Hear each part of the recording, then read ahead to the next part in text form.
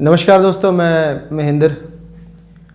Non finite का topic चल रहा है और थोड़ा सा एडवांस्ड रहेगा आज का लेक्चर, लेकिन जो लॉजिक के साथ बच्चे पढ़ते हैं उनको तो मज़ा आएगा, उनको कुछ नई चीज़ सीखने को मिलेगी। इन्फिनेटिव को ही डिस्कस करूँगा इस टॉपिक में। प्रीवियस लेक्चर में मैंने ये बताया था कि इन्फिनेटिव जब आता है तो हम उसका पैसिव कब बना सकते हैं कब नहीं, ठीक है।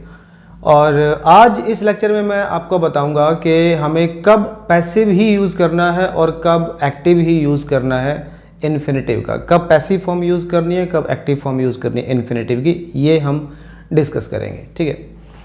लास्ट लेक्चर में मैंने एक चीज़ बताई थी आपको कि जब भी इन्फिनेटिव आए, इन्फिनेटिव से पहले कोई नाउन आए और वो नाउन इसका सब्जेक्ट ना हो, डूअर ना हो, तो वो ऑब्जेक्ट होता है फिर, ठीक है। जैसे कि there is a lot of work to do या टू बी डन।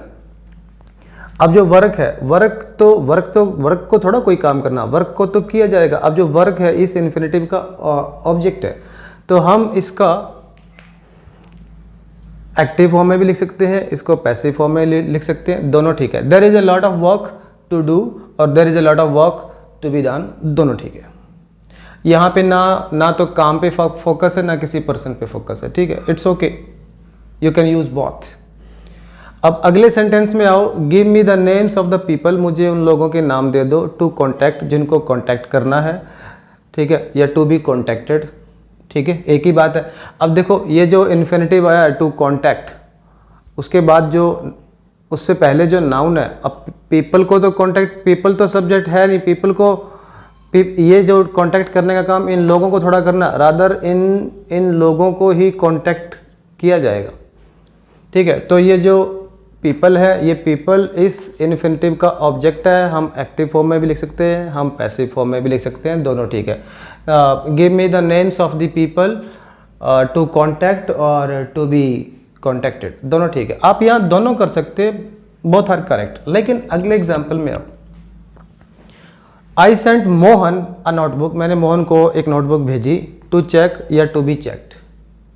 अब कहानी तो वही है, ये जो इन्फिनेटिव आया है टू चेक, और उससे पहले जो नोटबुक आई है, नोटबुक को थोड़ा चेक, नोटबुक थोड़ा किसी चीज़ को चेक करेगी, नोटबुक तो अभी भी ऑब्जेक्ट है, नोटबुक को ही चेक किया जाएगा। लेकिन कहानी क्या है, यहाँ पे पर्सन पे फोकस कर रहे हैं।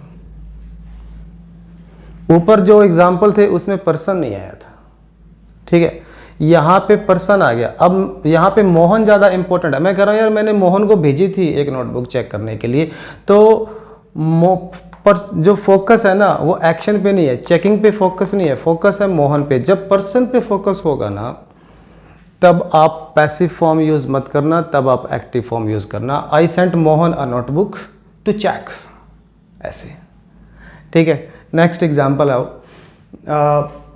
Rita has got a lot of work, Rita के पास बहुत काम है, टू डू या टू बी डन। अब देखो फिर से कहानी वही है, ये जो इन्फिनेटिव आया, इससे पहले जो वर्क नाउन आई है, नाउन थोड़ा करेगा, ये वर्क थोड़ा करेगा, इसको वर्क को ही किया जाएगा। अभी भी वर्क इस इन्फिनेटिव का ऑब्जेक्ट है, लेकिन कहानी क्या है, पर्सन पे फोकस है। रीटा को करना है ये काम, ठीक है ना, तो ये फोकस हम कह रहे हैं रीटा के पास बहुत काम है यार करने के लिए। अब काम क्या है वो इंपॉर्टेंट नहीं है, इंपॉर्टेंट यहाँ पे पर्सन है। व्हेन पर्सन इज इंपॉर्टेंट, तब आपको एक्टिव फॉर्म यूज करनी है, पैसिव यूज नहीं करनी। बात समझ में आ रही है? अगले एग्जाम्पल में आ जाओ। जब हमें पर्सन पे फोकस ना करके हमें एक्शन पे फोकस करना हो, तब हम पैसिव इन्फिनेटिव यूज करते हैं, तब हम एक्टिव इन्फिनेटिव यूज नहीं करते। जैसे the forms are on the table, जो फॉर्म्स है वो टेबल पे, और कौन सी फॉर्म है, जिनको भरा जाना है, जो फॉर्म्स जिनको भरा जाना है वो टेबल पे। अब भरने पे फोकस है, फॉर्म्स के भरने पे, जो फॉर्म्स कौन से जिनको भरा जाना है। अब यहाँ पे पर्सन नहीं है, पर्सन पे फोकस नहीं है, अब फॉर्म्स के भरे जाने पे फोकस, जो फॉर्म्स जिनको भरा जाना है, ठीक है। तो अब यहाँ पे आप टू फिल नहीं कर पाओगे, टू बी फिल्ड करना पड़ेगा, टू बी फिल्ड इन। अब मैंने यहाँ पे पैसिव इन्फिनेटिव यूज किया है, क्योंकि यहाँ पे पर्सन पे फोकस नहीं है, यहाँ पे फोकस है एक्शन पे, ये एक्शन पे, ठीक है, भरे जाने पे।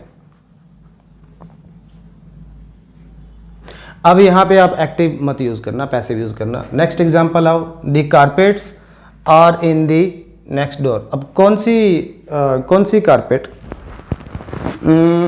मैंने कोई वर्ब लिखी है, चलो एक वर्ब लिख देता हूँ, जिनको क्लीन करना, ये वर्ब है क्लीन, ठीक है। अब यहाँ पे कारपेट्स है, इनको क्लीन किया जाएगा, ठीक है। कारपेट्स जिनको क्लीन किया जाना है वो कहाँ पर है, वो नेक्स्ट रूम में रखिए। अब यहाँ पे पर्सन पे फोकस, पर्सन तो है ही नहीं पहली बात। अब एक्शन पे फोकस है। कारपेट्स कौन सी, जिनको क्लीन किया जाना है, फिर से to be cleaned, passive infinitive use करो, यहाँ पे पैसिव इन्फिनिटिव आएगा सेम, ठीक है। तो जब फोकस हो पर्सन पे तो एक्टिव इन्फिनिटिव के साथ जाओ, जब फोकस हो एक्शन पे तो पैसिव इन्फिनिटिव के साथ जाओ, ठीक है। और जब पर्सन और एक्शन पे फोकस ना हो तो दोनों कर सकते हो, it's okay, no problem. Next example में आ जाओ। दीज क्लोथ्स आर, अब देखो यहाँ पे बी की फॉर्म आई है। एक चीज ध्यान रखना, बी की फॉर्म के बाद हमें एक इन्फिनिटिव यूज करना है। जब भी बी की फॉर्म के बाद इन्फिनिटिव यूज करना हो तो पैसिव फॉर्म, ठीक है, to be washed. These clothes are to be washed, इन कपड़ों को धोया जाना है, इनको धोना है, ठीक है। नेक्स्ट एग्जाम्पल में आ जाओ। द क्लीनिंग इज, अब यहाँ पर फिर से बी की फॉर्म आई है, उसके बाद हमें फिनिश, क्लीनिंग के फिनिश करने की बात हो रही है, फिर से बी की फॉर्म आई है। और कब तक ये जो क्लीनिंग का जो काम है इसको फिनिश करना है, कब तक करना है, मंडे तक करना है। तो अब बी की फॉर्म आई है, बी की फॉर्म आई है, इसके बाद फिर से आप to be finished,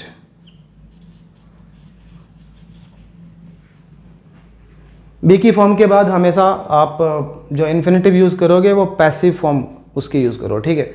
the cleaning is to be finished by Monday, जो क्लीनिंग है वो फिनिश हो जानी चाहिए, होनी है, कब तक होनी है, मंडे तक होनी है।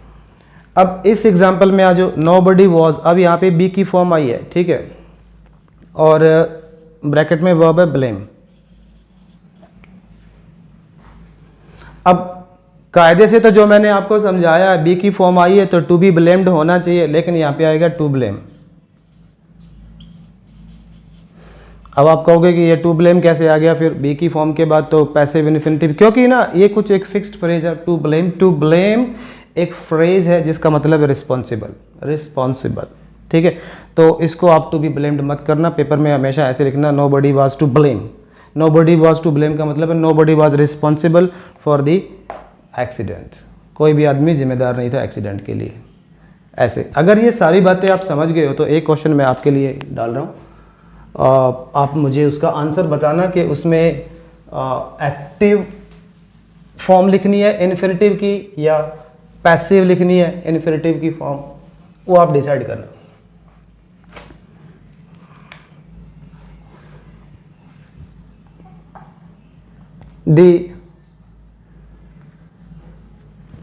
the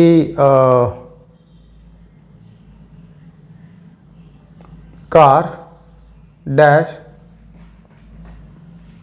is in the garage, और ब्रैकेट में वर्ब है रिपेयर, ठीक है। इसमें मुझे बताना कि द कार टू रिपेयर आएगा या the car to be repaired आएगा, ये मुझे बताना। अगर आप थोड़ा बहुत सीख गए हो, आप फिर भी कोई दिक्कत आए भाई तो पूछ लेना, ठीक है। I am always there, I am always at your back and call, और समझा देंगे आपको। जुड़े रहो, कमेंट्स करो। Thank you very much.